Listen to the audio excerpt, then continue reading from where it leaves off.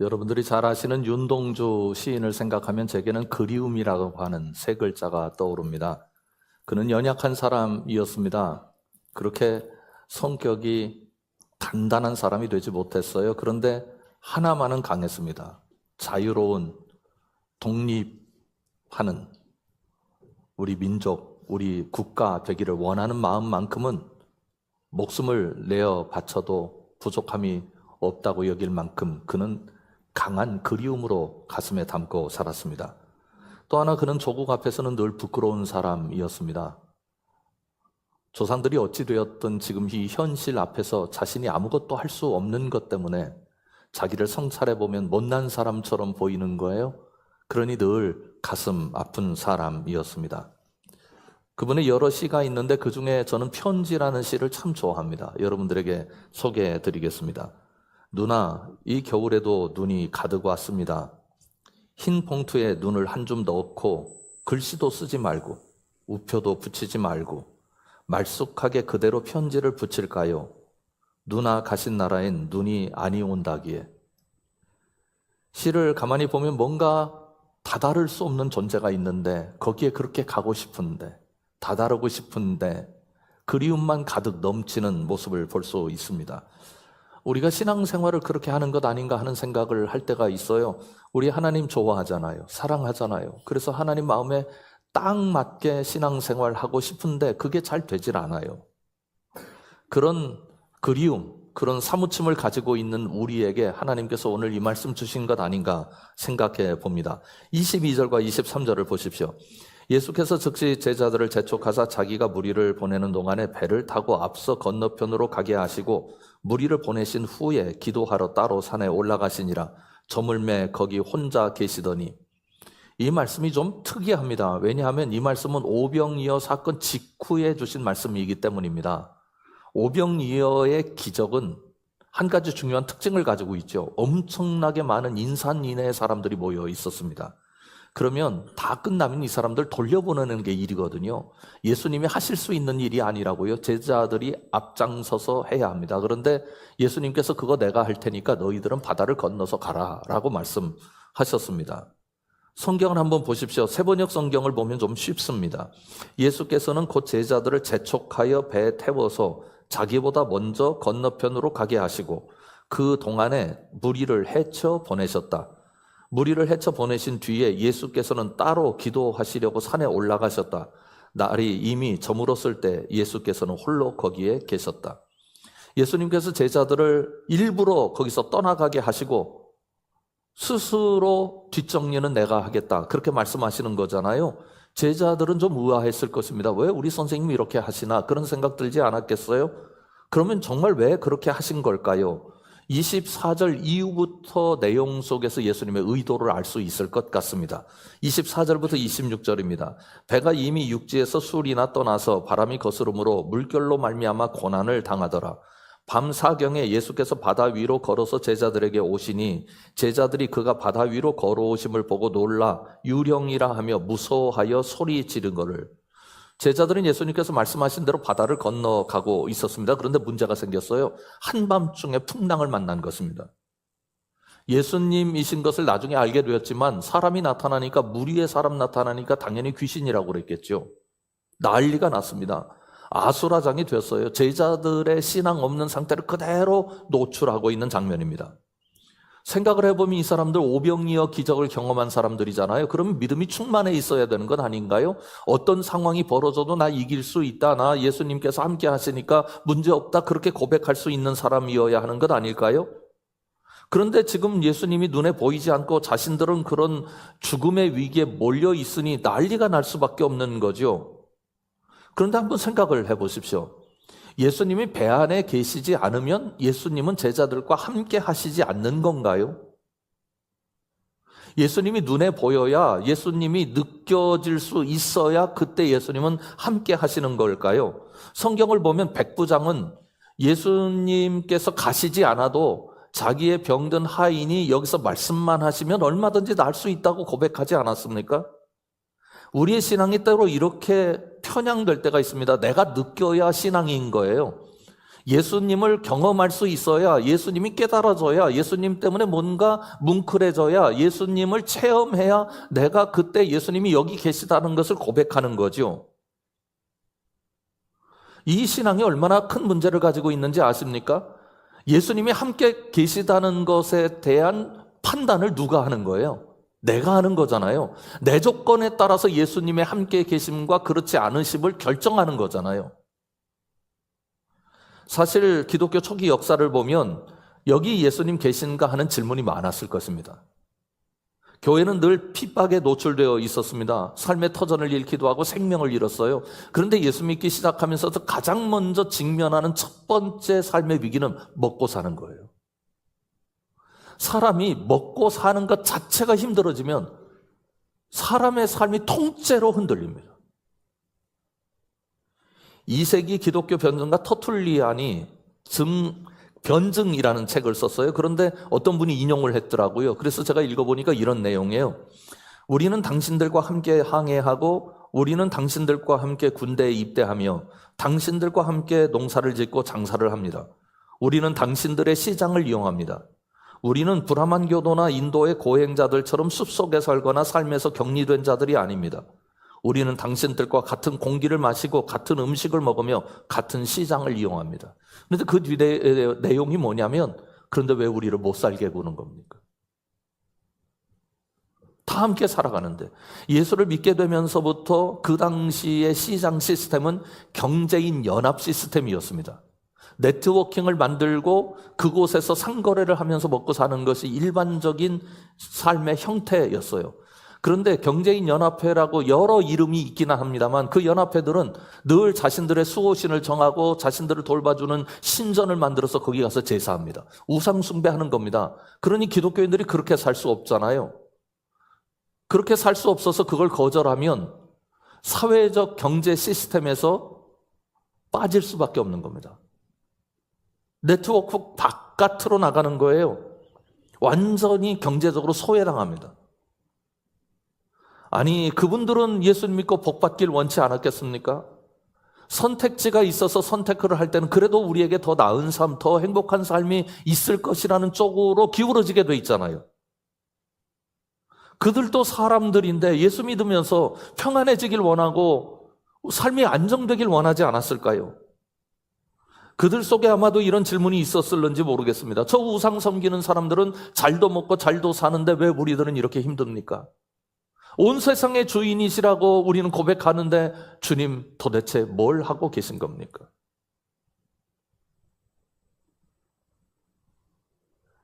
오늘 주신 말씀은 그것에 대한 질문을 주고 답을 주고 있는 것 같아요. 한번 보십시오. 제자들 앞에 어떤 일이 일어났는지요? 다시 한번 25절과 26절 보겠습니다. 밤 사경에 예수께서 바다 위로 걸어서 제자들에게 오시니 제자들이 그가 바다 위로 걸어오심을 보고 놀라 유령이라 하며 무서워하여 소리 지르거늘. 제자들 오병이어를 경험했음에도 불구하고 예수님 나타나셨는데 예수님도 보는 눈이 없었어요. 물론 어두웠으니까 누군가가 나타났으니까 배 안이 아니고 바다 위니 얼마나 놀라긴 놀랐겠습니까? 만사가 무서웠을 것입니다. 넋이 나간 거예요. 그런데 이 지점이 우리에게 질문이 있는 지점입니다. 왜냐하면 마태복음은 마태복음을 읽을 사람들을 위해서 쓴 거잖아요. 그런데 마태복음을 읽는 사람들에게 마태복음 오늘 말씀에 나타난 그 사람들은 그들의 위대한 스승입니다. 오늘 주신 말씀은 스승들의 실패, 형편없는 모습을 보여주고 있잖아요. 왜? 제자들을 위대한 사람들로 만들어서 보여주면서 내가 저런 스승님들처럼 믿음을 가지고 견디면 이길 수 있겠구나라고 깨닫게 해줘야지 철저하게 실패하고 있는 선생님들의 모습을 보여주고 있는 것일까요? 두 가지 이유를 생각해 볼 수 있습니다. 하나는 믿음을 가지고 있다고 해서 그 믿음이 모든 상황에 적용되는 것은 아니라는 사실을 보여줍니다. 믿음이 상황에 따라서 흔들립니다. 많은 그리스도인들이 이렇게 생각해요. 견고한 믿음 가져야 한다. 강하고 담대한 믿음 가져야 된다. 그래서 어떤 상황이 벌어지든 간에 끄떡없이 견딜 수 있는 믿음 가지고 살아야 한다. 그래서 믿음이 흔들리면 그거 실패다, 믿음이 흔들리면 그거 잘못됐다, 그렇게 정죄합니다. 그런데 오늘 주신 말씀은 오병이어의 기적을 본 제자들도 흔들렸다. 믿음이 흔들리는 건 이상한 현상이 아니다. 아주 자연스러운 현상이다 라고 말씀합니다. 우리도 그렇습니다. 어느 때는 충만합니다. 그래서 세상을 다 이길 것 같아요. 어떤 사람이 믿음이 흔들리면 왜 저런 정도 가지고 저렇게 흔들리나 비난한 마음도 은근히 고개를 들고 우리 마음속에 자리합니다.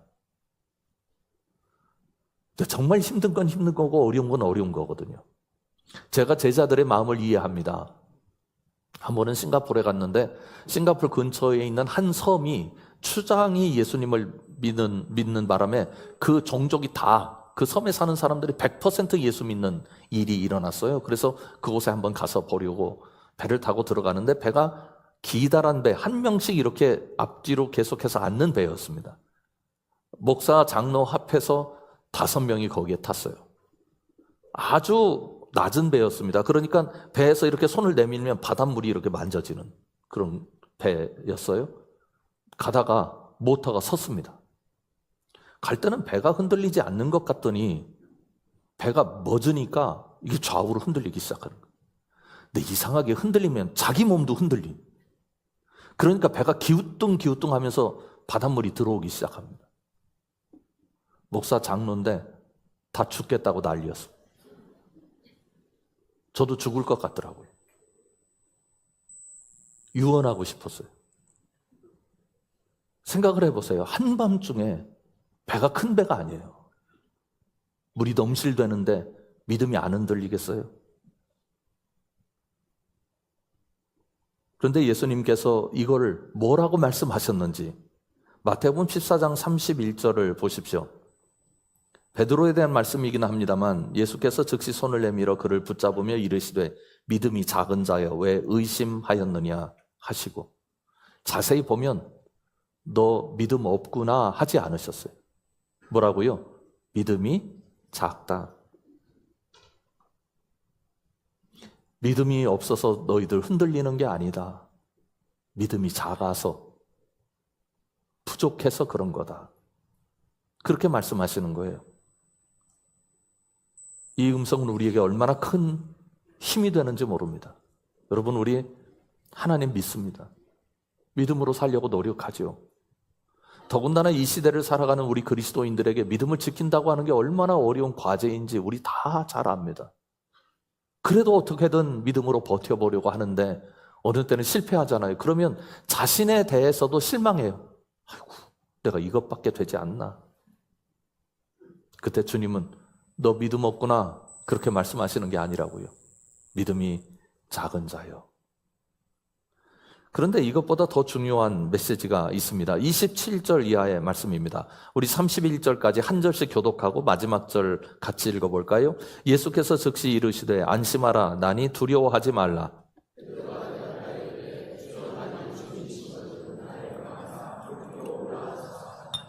오라 하시니 베드로가 배에서 내려 물 위로 걸어서 예수께로 가되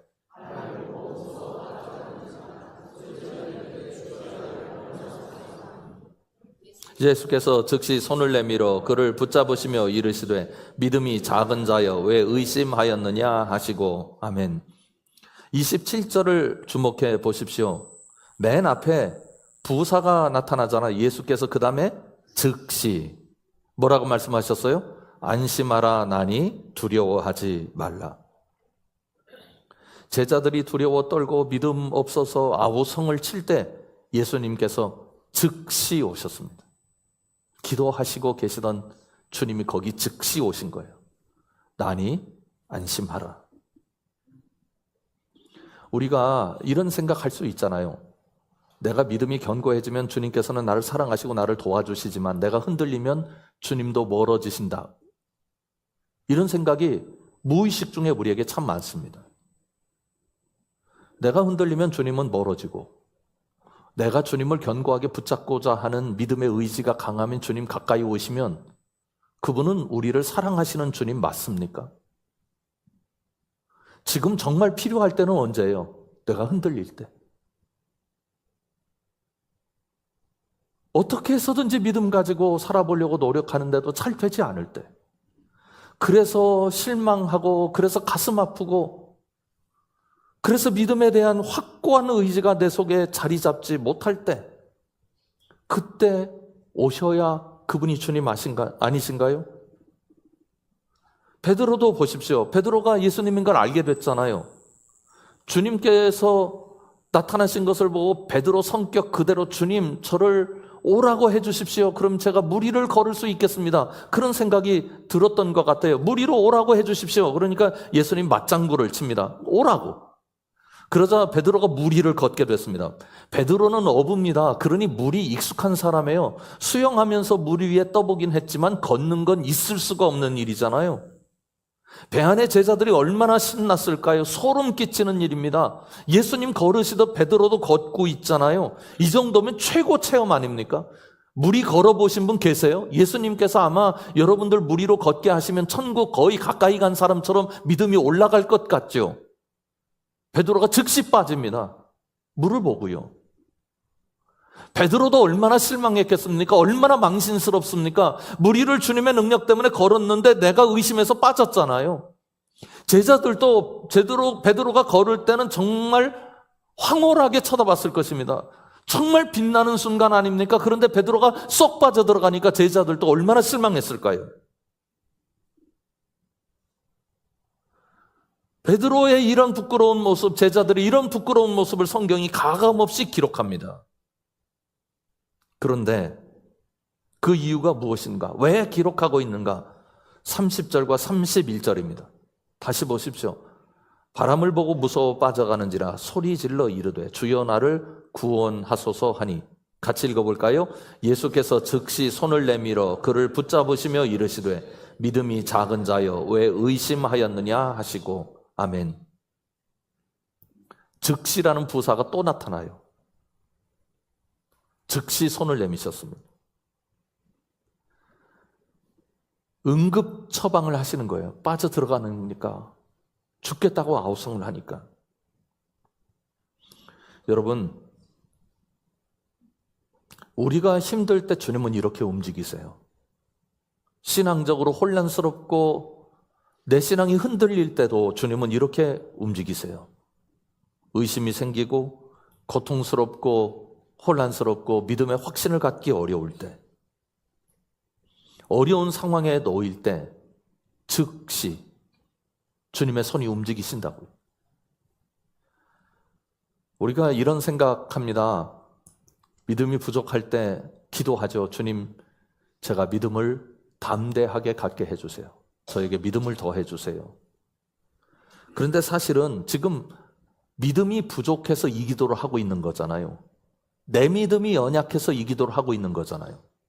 그런데 연약한 믿음을 가지고 이 기도를 할 수밖에 없는 나 스스로 어떻게 강한 믿음을 가지고 살 수 있습니까? 잘못된 기도를 하고 있는 거예요. 기도가 바뀌어야 돼요. 어떻게 바뀌어야 됩니까? 하나님, 믿음이 제게 너무 연약합니다. 그래도 연약한 나에게까지 찾아오셔서 손을 내미신 주님을 보게 해주세요. 우리가 믿음이 강해질 때까지 기다리시고 너 강해져 봐라 라고 우리에게 요구하시는 주님이 아니라, 흔들리니까, 힘들어하니까 즉시 찾아오셔서 손을 내미시는 주님, 그 주님의 손을 보게 해주세요. 사랑하는 성함 식구 여러분, 괜찮아요. 좀 흔들려도 괜찮아요. 지금 연약해도 괜찮아요. 지금 부족해도 괜찮아요. 주님은 여러분 곁에 계신 줄 믿습니다. 그리고 우리에게 손을 내밀고 계신 줄 믿습니다. 근데 더 감사한 게 있어요. 주님이 뭐라고 말씀하셨느냐면, 믿음이 적은 자여 왜 의심하였느냐 말씀하셨어요. 근데 믿음이 적다는 말은 정확하게 헬라어를 그 뜻대로 파악하면 이런 거예요. 얼마 되지 않는 분량을 가진 믿음. 얼마 안 돼요. 예수님의 언어는 이거예요. 너 믿음이 얼마 되지 않아서 그런 거구나. 또 왜 의심하였느냐라고 하는 헬라어를 분석해 보면 흔들렸다, 모자라서 흔들렸다 그런 뜻입니다. 말하자면 이런 거예요. 너 믿음이 모자라서 흔들린 거다. 그거 이상하게 생각하지 말아라. 예수님은 지금 베드로 앞에 심판자로 계신 게 아니라 코치로 계신다고요. 인도하시려고요. 여러분, 우리가 삶의 풍랑 위를 걸을 수 있다면, 삶의 고개를 넘어갈 수 있다면 주님의 손이 거기 있기 때문입니다. 흔들리는 믿음, 부족한 믿음, 연약한 믿음 가운데도 찾아오셔서 우리에게 손을 내미시는 주님 때문입니다. 우리가 정말 하나님 앞에 감사하는 구절이 있어요. 마지막 절입니다. 33절입니다. 이렇게 돼 있어요. 배에 있는 사람들이 예수께 절하며 이르되 진실로 하나님의 아들이로소이다 하더라. 마태복음 16장에 베드로가 처음으로 예수님을 주는 그리스도시요 살아계신 하나님의 아들입니다 라고 고백을 했다고 하지만 이미 마태복음 14장에도 나타납니다. 보세요. 지금 제자들의 믿음이 형편없었습니다. 오병이어를 경험한 제자들의 모습이 정말 완전히 실패한 사람들처럼 보입니다. 베드로가 물 위까지 걸었는데 빠졌습니다. 만신창이가 되었어요. 그런데요, 마태복음을 보면서 믿음의 사람들이 어떤 생각을 하길 원하는가? 그렇게 베드로도 실패했고 예수님의 제자들도 실패했는데 그들이 믿음의 위대한 일꾼이 되었던 것은 거기 예수님 계시고 실패한 그들을 예수님이 손 내밀어 잡으셨기 때문이다. 그 얘기거든요. 그 형편없는 사람들이 하나님 앞에 고백하는 거예요.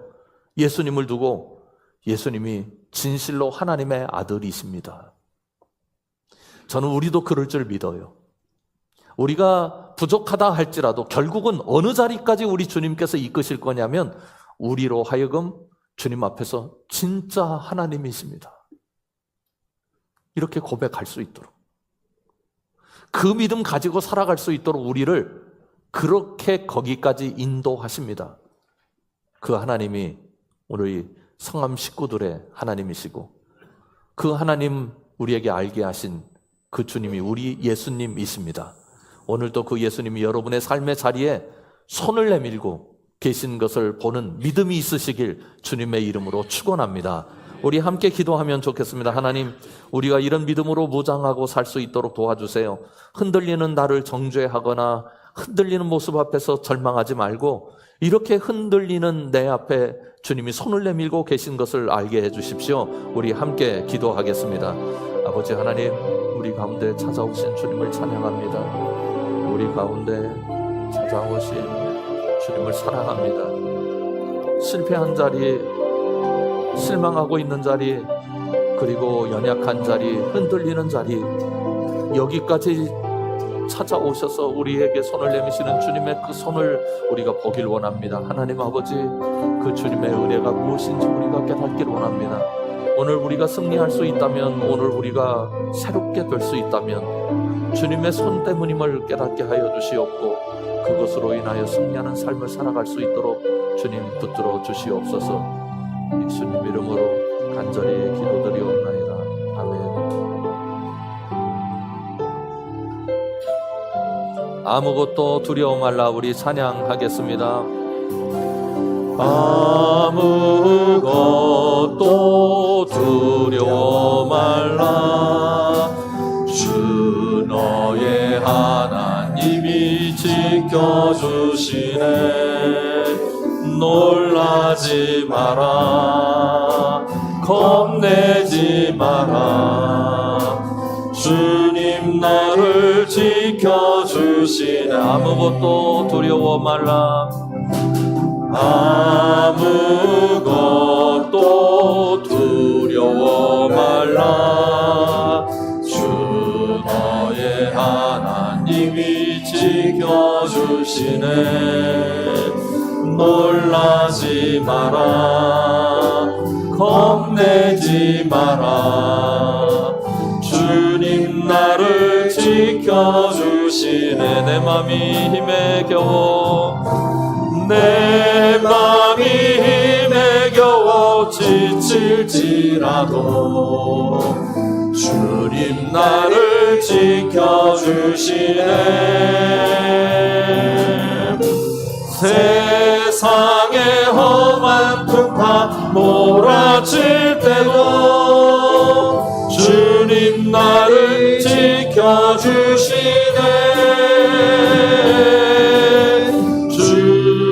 주님은 나의 산성, 주님은 나의 요새, 주님은 나의 소망,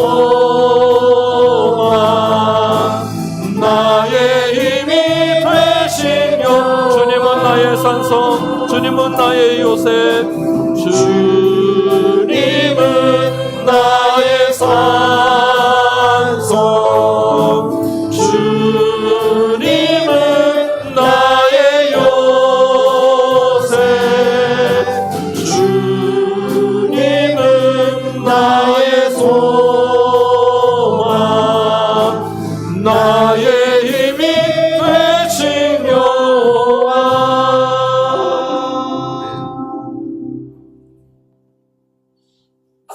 우리가 흔들리고 있을 때 여러분 앞에 주님 손이 있습니다. 기억하시기 바랍니다.